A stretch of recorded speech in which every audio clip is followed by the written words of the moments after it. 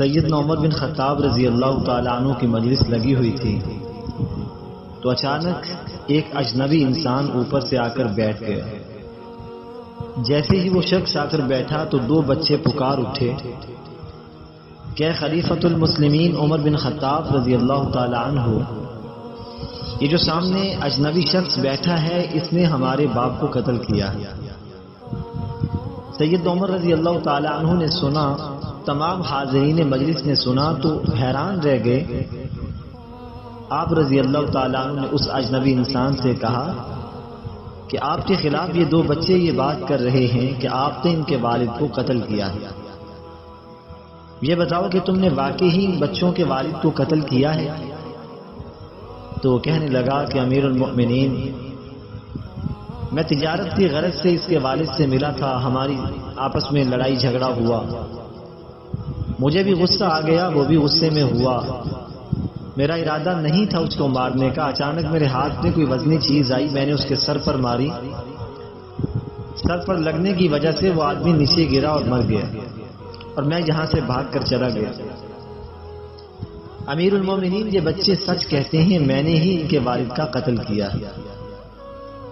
اب مزید گواہوں کی ضرورت نہیں تھی۔ عمر بن خطاب رضی اللہ تعالی عنہ نے ان دو بچوں سے کہا کہ بیٹا، کیا تم اپنے والد کا قصاص لینا چاہتے ہو یا اس کو معاف کرنا چاہتے ہو؟ بچے کہنے لگے، امیر المؤمنین، اس نے ہمیں یتیم کر دیا، ہماری ماں کو بیوہ کر دیا، ہمارا پالنے والا، ہماری پرورش کرنے والا ہمارے سروں پر اب کوئی ہے نہیں اللہ کے سوا،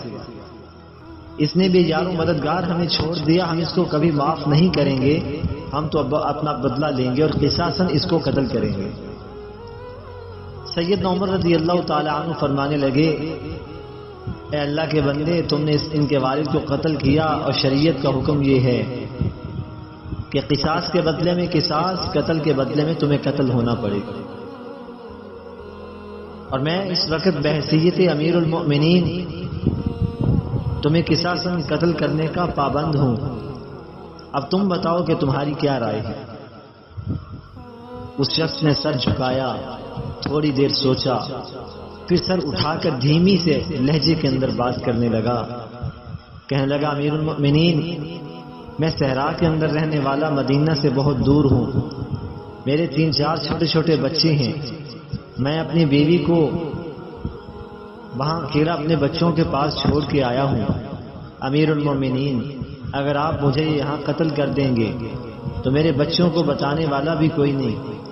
میری بیوی کو خبر کرنے والا بھی کوئی نہیں، وہ انتظار کریں گے، میں اب لوٹ کر نہیں جاؤں گا، وہ پریشان ہوں گے،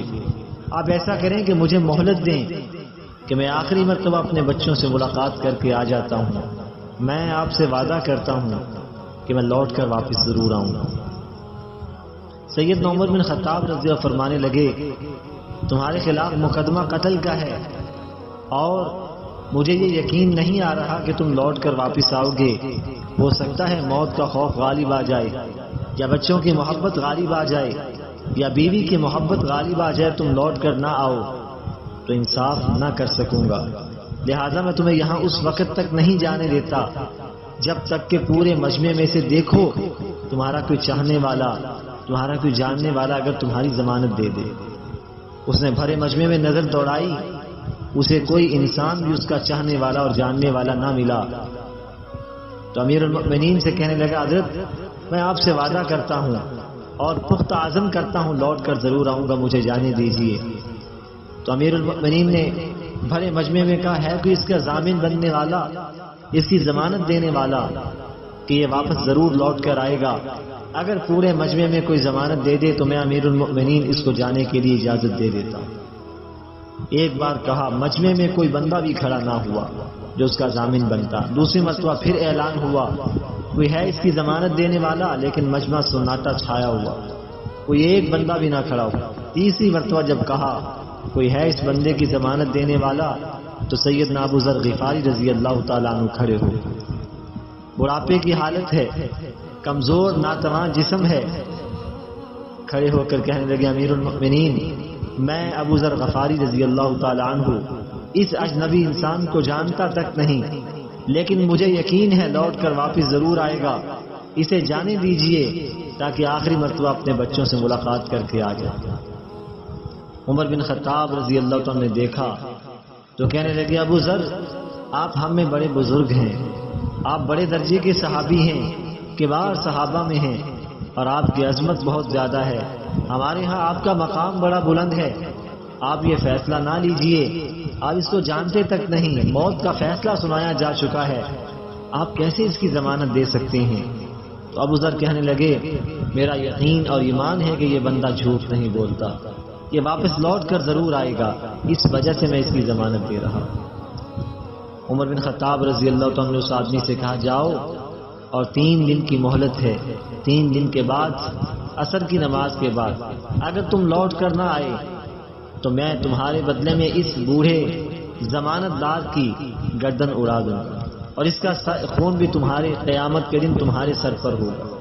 وہ آدمی خوشی سے چلا، 1 دن گزرا، دوسرا دن گزرا، اب آخری دن ہے، عصر کا وقت بھی آ گیا، سارے صحابہ انتظار میں ہیں، ابو ذر غفاری رضی اللہ تعالیٰ عنہ بھی آ گئے، عمر بن خطاب رضی اللہ تعالیٰ عنہ تمام صحابہ کے ساتھ مل کر جس راستے سے وہ اجنبی گیا تھا اس راستے کی طرف نظریں دوڑا رہے ہیں، لیکن وہ بندہ واپس لوٹ کر نہیں آیا۔ عصر کا وقت گزرتا جا رہا ہے، مغرب کا وقت قریب آتا جا رہا ہے، سیدنا عمر بن خطاب رضی اللہ تعالیٰ عنہ نے کہا ابو ذر اب تیار ہو جاؤ، عدل و انصاف کا تقاضا یہ ہے کہ اگر مغرب تک وہ بندہ لوٹ کر نہ آیا تو مجھے افسوس رہے گا کہ میں نے اتنا بڑا فیصلہ کر ڈالا، تمہاری گردن اڑانی پڑے۔ اس نے کہا امیر المؤمنین میں ضمانت دار ہوں، میں عدل کے تمام تقاضوں کو پورا کرنے کے لیے تیار ہوں، اگر وہ بندہ مغرب تک نہ آیا تو میں اپنی جان تمہارے سامنے پیش کر دوں۔ اچانک صحابہ نے دیکھا گرد و غبار اڑتی ہوئی دکھائی دینے لگی، صحابہ نے کہا لگتا ہے وہ بندہ لوٹ کر آیا۔ جب وہ بندہ دیکھا قریب آتا ہوا تو حضرت عمر رضی اللہ عنہ نے فرمایا اللہ ذرا شکر ہے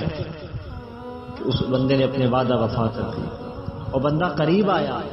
سیدنا عمر بن خطاب رضی اللہ عنہ نے بچوں کو بلایا، بندے سے کہنے لگے اے بندہ خدا تمہیں پتا تھا کہ موت تمہارا انتظار کر رہی ہے، تمہیں پتا ہے تمہارے چھوٹے چھوٹے بچے ہیں، تم یہ بھی جانتے ہو تمہاری بیوی ہے اور تمہارے مرنے کے بعد ان کا کوئی حال پوچھنے والا بھی نہیں ہوگا، پھر تو موت کے منہ میں کیسے چلا آیا؟ کمال کا جواب دیا۔ کہنے لگے امیر المؤمنین میں اس وجہ سے واپس آیا ہوں تاکہ کوئی بعد والا یہ نہ کہے کہ رسول اللہ صلی اللہ علیہ وسلم کے زمانے کے بعد ان کے صحابہ میں کوئی وعدہ پورا کرنے والا بھی نہیں تھا۔ میں نے رسول اللہ صلی اللہ علیہ وسلم کی لاج رکھی ہے کہ بعد والا یہ طنز نہ کرے ہمارے اسلام پر کہ رسول اللہ کی وفات کے بعد صحابہ میں وعدہ پورا کرنے والا کوئی نہیں تھا۔ میں آ گیا ہوں امیر المؤمنین، میرا سر آپ کے سامنے حاضر ہے۔ جب یہ بات کہی بچوں نے یہ بات سنی تو بچوں نے کہا امیر المؤمنین ہم بھی اللہ کی رضا کے لیے اس کو معاف کرتے ہیں۔ پوچھا بیٹو پہلے بھی تمہیں کہا تھا معاف کر دو، تم نے معاف نہیں کیا، آپ کیوں معاف کرتے ہو؟ بچے کہنے لگے امیر المؤمنین ہم اس وجہ سے معاف کر رہے ہیں تاکہ کل کو کوئی آنے والا یہ نہ کہے کہ آپ علیہ الصلوۃ والسلام کے جانے کے بعد صحابہ کا حال یہ تھا کہ وہ کسی کو معاف بھی نہیں کرتے تھے، ہم اللہ کی رضا کے لیے اس کو معاف کرتے ہیں۔ آپ علیہ الصلوۃ والسلام مڑے، ابو ذر غفاری تم نے اتنا بڑا فیصلہ لیا، تم نے کیوں اس کی ضمانت دی؟ تو ابو ذر غفاری رضی اللہ تعالیٰ عنہ فرمانے لگے امیر المومنین مجھے پتا تھا یہ لوٹ کر آئے گا، اگر یہ لوٹ کر نہ بھی آتا میں اپنی جان قربان کر دیتا اور مجھے ذرہ برابر بھی اس پر افسوس نہ ہوتا، بلکہ مجھے خوشی ہوتی اس وجہ سے کہ کل کو کوئی کہنے والا یہ نہ کہے